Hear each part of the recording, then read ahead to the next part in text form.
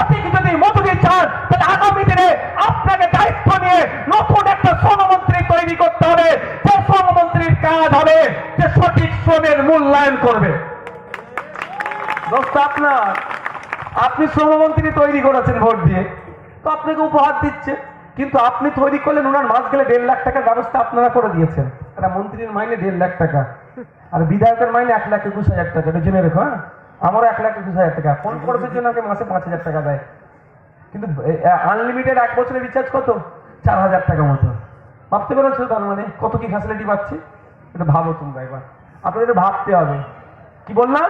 একটু ভাবতে হবে। বলার কারণ হচ্ছে আমি তবে 1,21,000-এর মতো আমি 21 পয়সা নিই না, এটা মাথায় রেখো। হ্যাঁ, আমি নিই না। যদি কেউ নেয় অপরাধ করবে না। আপনাদের লোকাল বিধায়ক যদি 1,21,000 টাকা নিজে সব রেখে দেয়, অপরাধ করবে না। এটা অপরাধ করবেন, এটা বলে যাচ্ছি, কারণ ওটা ওনার জন্য। তাহলে আপনার দোষ, আপনি ভুল শ্রমমন্ত্রী বানিয়েছেন, আপনার শ্রমের মূল্যায়ন করছে না। শ্রমমন্ত্রীর কাজটাই তো এটা, যে একটা লোক এটাকে কি করতে হবে, তার দপ্তরে অনেক অফিসার আছে, হাজার হাজার মানে বছরে 1,000 কোটি টাকার হয়তো মাইনে চলে যায়। বোঝানোর জন্য বলছি দপ্তরের অফিসারদেরকে, কি যে 4টে শার্ট সেলাই করতে কত টাইম লাগছে, এইরকম ভাবে